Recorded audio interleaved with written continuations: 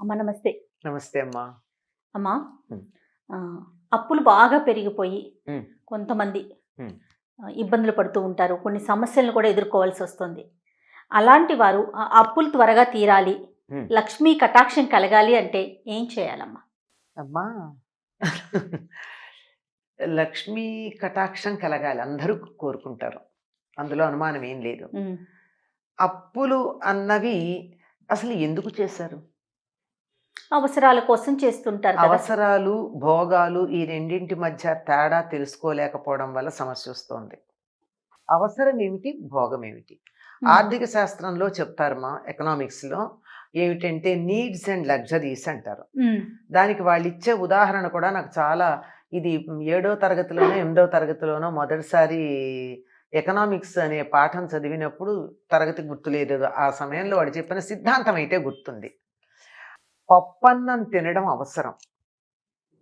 ఎందుకంటే శరీరానికి carbohydrate, protein 2 కావాలి గనక. అందులో నెయ్యి వేసుకోవడం ఒకళ్ళకి అవసరమైతే ఒకళ్ళకి భోగం. నెయ్యి లేకుండా కూడా తినొచ్చు. తినొచ్చు. తింటే మంచిది. అందులో లో తప్పుందని అనటం లేదు. నెయ్యి కూడా అవసరమే పప్పు అరగడానికి. అని వాళ్ళిచ్చిన ఉదాహరణే చెప్తున్నాను నేను. నాది సొంతం కాదు. అదే నెయ్యి ఒకరికి భోగమవుతుంది, ఒకరికి అవసరమవుతుంది సందర్భాన్ని బట్టి.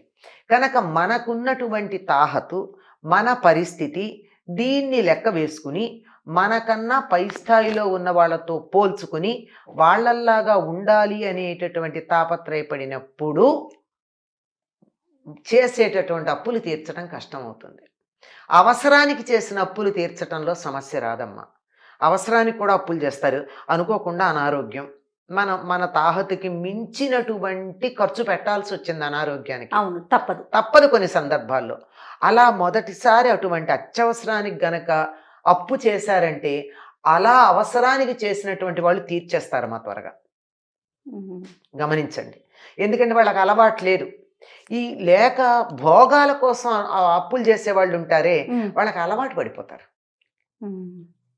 ఇప్పుడు ఉదాహరణకి నేను ఒక్క వ్యక్తినే ఉద్యోగం చేస్తున్నా. ఒక మగవాళ్ళని తీసుకుందాం. అతనొక్కడే ఉద్యోగం చేస్తున్నాడు. బండి మీద వెళ్తాడు. టూ వీలర్ మీద ఉద్యోగం చేస్తున్నాడు. ఏదో పొందిగ్గా కాపురం గడుపుకుంటున్నాడు. సరిపోతుంది. పక్కవాళ్ళు కారు కొనుక్కున్నారని ఇతను అప్పు చేసి కారు కొన్నాడనుకో, అక్కడొస్తుంది అబాస్ ఇబ్బంది. పాలవుతారు కదా! అవటమే కాదు. దాంతో ఏమవుతుంది? కారులో పోసే పెట్రోల్ కావాల్సొస్తుంది. కారు కొన్నాం కదా అని చెప్పి 10 సార్లు తిరగడం మొదలవుతుంది. ఆర్భాటాలు మొదలవుతాయి. అప్పులు పెరిగిపోతాయి. దాన్ని మెయింటైన్ చేయడం ఉంటుంది. హ్మ్. అంటే ఈ అవసరాన్ని మించిన భోగాల కోసం అప్పులు చేస్తే మెయింటెనెన్స్ కోసం వడ్డీ కడుతున్నట్టుగా ఇంకా అప్పులు చేయాల్సుంటుంది. అవును. ఇప్పుడు అనారోగ్యం కోసం చేశారనుకోండి, అయ్యో! ఇంత కష్టపడ్డాం, వాళ్ళు మన సమయానికి ఆదుకున్నారు, ప్రాణం నిలబెట్టారు అని చెప్పి తీర్చే ప్రయత్నం చేస్తారు. హ్మ్. అందుకని అసలు మనం చేసినటువంటి అప్పులు అవసరం కోసం చేశామా, భోగం కోసం చేశామా అన్నది నిర్ణయించుకుంటే అసలు సగం అప్పులు ఉండవమ్మా. ప్రస్తుతం ఉన్నటువంటి ఆర్థిక వ్యవస్థ ఎట్లా ఉందంటే సమాజం కూడా మీకు అప్పు కావాలా? ఫోనొస్తుంది. ఫోన్ ఏమిటో అర్జెంట్ అనుకుని తీస్తాను. తీస్తే మీకు ఫైనాన్స్ వాళ్ళు ఇలా లోన్ ఇస్తున్నారు. తక్కువ వడ్డీకి ఇస్తున్నారు. మీకేమీ తాకట్టు పెట్టకుండానే ఇస్తున్నారు. అడిగిన మరుక్షణం ఇస్తున్నారు. ఎంత అట్రాక్టివ్‌గా అనిపిస్తుందమ్మా వీక్ మైండ్స్‌కి. అవును. ఆ జాలంలో ఇరుక్కుపోవటంలా వీళ్ళకి అవసరమే లేదు. కార్ లోన్ కావాలా? హౌస్ లోన్ కావాలా? అసలు ఏదీ లేకుండా మీకు 5,00,000 అప్పిస్తామని చెప్పి మనకి అవును. ఏ డాక్యుమెంట్స్ మెసేజ్‌లు, అవసరం ఫోన్‌లు లేదని. ఏవ ఫ్రీగా అప్పిస్తున్నారు కదా అని తీసుకోవడం అవుతుంది. హ్మ్. ఇలాంటివి చేసేటటువంటి వాటిల్లో జాగ్రత్త పడితే అప్పుల విషయంలో జాగ్రత్త ఉంటుందమ్మా. తర్వాత ఇంకోటేమిటంటే అప్పు అన్నది ఒకసారంటూ ఉన్నాక ఏదో కారణంగా చేస్తాం తప్పదు. చేయాల్సిందేమిటో తెలుసా? తీరే మార్గం కనీసం ఒక్క రూపాయైనా అప్పు తీర్చటం మొదలుపెట్టాలి. అంతా కలిపి తీరుస్తాం, హ్మ్. హ్మ్. తర్వాత తీరుస్తాం. ఈ లాంటివి పద్ధతి కాదు. పెట్టుకోకూడదు. కనీసం ఒక రోజుకో రూపాయి పడేస్తూ ఉండండి ఓ డబ్బాలో అప్పు నిమిత్తమని. అని. చిల్లర ఖర్చులాగా. హ్మ్. హ్మ్. ఆటోలో దిగితే వాడు చిల్లర ఇవ్వలేదు అనుకుని ఓ రూపాయి ఎందులో పడేయండి. కూరల దగ్గర ఓ రూపాయి రాలేదనుకుని పడేయండి చిల్లర. నెలకి 30 రూపాయలు వస్తాయా? అంటే 30తో అప్పు తీరుతుందా అని అడక్కండి. హ్మ్. ఇది చాలా సిల్లీగా కనపడొచ్చు. కానీ అప్పు తీర్చాలన్న మీ ఇంటెన్షన్ ఉందే లోపల, అది అప్పు మొత్తం తీర్చాలి. ఈ ఈ 1000 రూపాయల అప్పు తీర్చడానికి 10,000 అప్పు చేద్దాం, ఏ బ్యాంకులో లోన్ వస్తుంది అన్న ఆలోచన కన్నా నేను నా కష్టార్జితంలోంచి తీర్చాలి అన్న ఆలోచన పెట్టుకున్నారే, ఆ, దానివల్ల తగ్గుతుంది. ఇది ఏ రోజు తప్పకుండా చేయాలో తెలుసా? మంగళవారం చేయాలి.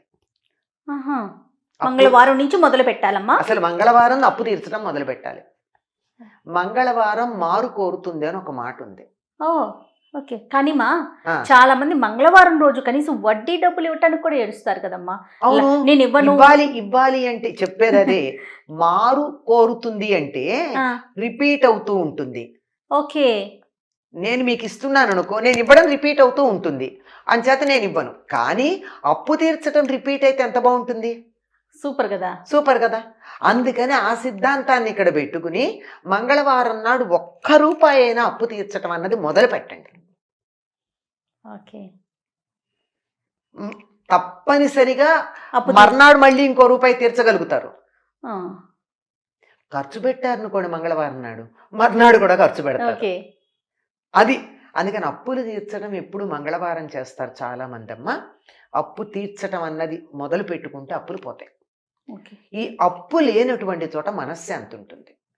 మనశ్శాంతి ఉంటే మహాలక్ష్మి ఉంటుంది. అన్నిటికన్నా గొప్ప ఆస్తి ఏమిటో తెలుసా? అప్పు లేకపోవడం. అంతే. అప్పు లేకపోతే ఉన్నంత సంపద ఇంకేముందమ్మా? మనకేది ఉందో అదంతా మనదే, ఎవ్వరికి ఏమి ఇవ్వక్కర్లా. అది ఎంతన్నా కానీ. మరి ఎలా ఉంటుంది ఇది అంటే, ఎప్పుడూ చెప్పుకుంటాం, లక్ష్మి తానుంటానని చెప్పిన ప్రదేశాలు కొన్ని ఉన్నాయి. ఎక్కడ? శుచిగా ఉన్న చోట ఉంటుంది, శుభ్రంగా ఉన్న చోట ఉంటుంది. తర్వాత ఆహ్లాదంగా ఉన్న చోట ఉంటుంది. ఎక్కడైతే తగాదాలు, దెబ్బలాటలు, తిట్లు, పోట్లాటలు ఉంటాయో అక్కడ దరిదాపుల్లో ఉండదుట లక్ష్మీదేవి.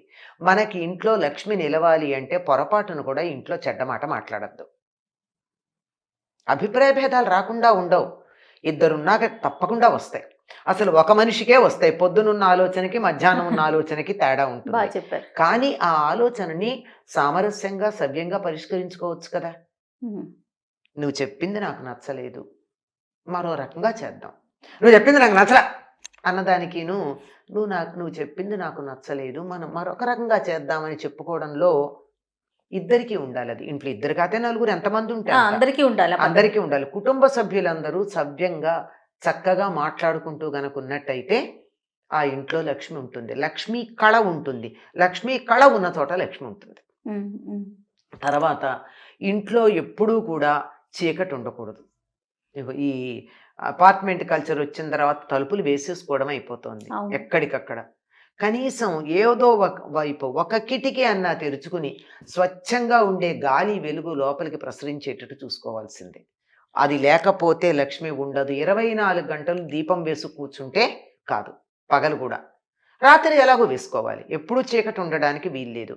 వెలుగు ఉండాలి, బూజు ఉండకూడదు, చెత్త ఉండకూడదు. ఇవన్నీ ఉంటే లక్ష్మీదేవి ఉండనంది. వీటన్నింటినీ మించి సూర్యోదయ సమయంలోనూ సూర్యాస్తమయ సమయంలోనూ దేవుడి దగ్గర దీపం పెట్టండి. దాన్ని మించినటువంటి సంపదని ఇవ్వగలిగింది మరొకట్లేదు. పువ్వుల్లో ఉంటానంది లక్ష్మీదేవి. ఒక్క పువ్వైనా తెచ్చి దేవుడి దగ్గర పెట్టండి.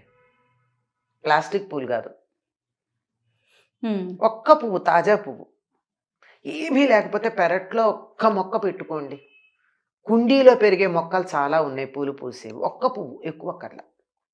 అసలే అప్పుల్లో ఉన్నాం, పూలకిను పళ్ళకి ఖర్చు పెట్టమంటారా?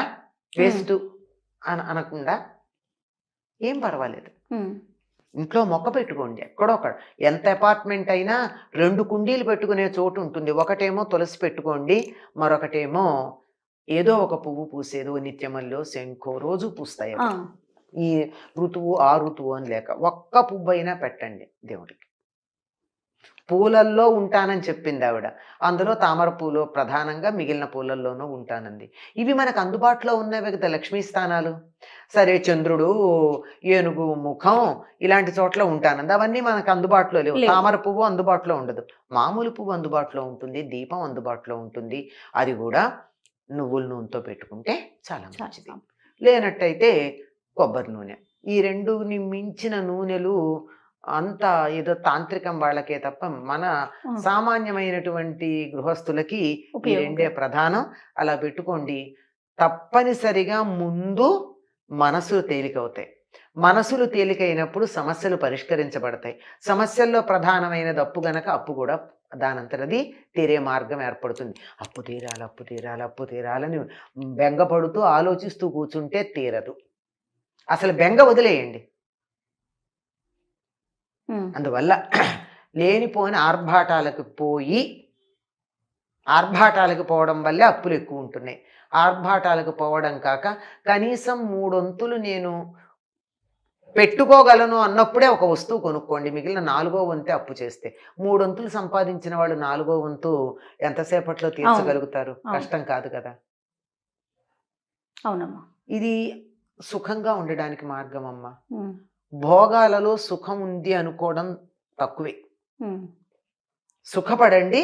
సుఖం ద్వారా భోగాలు పొందండి. భోగాల ద్వారా సుఖం పొందుతామంటే కొంచెం ఇబ్బందికరమైన విషయమే. ఎన్ని వ్యాలిడ్ పాయింట్స్ చెప్పారమ్మా. టాపిక్ మీతో నేను డిస్కస్ చేసినప్పుడు ఏమన్నారు, జయ అసలు దీని గురించి మనం ఏం మాట్లాడగలుగుతాం అన్నారు. చూడండి ఎంత చక్కటి వివరణ చెప్పారో. ధన్యవాదాలమ్మా. నమస్తే అమ్మా.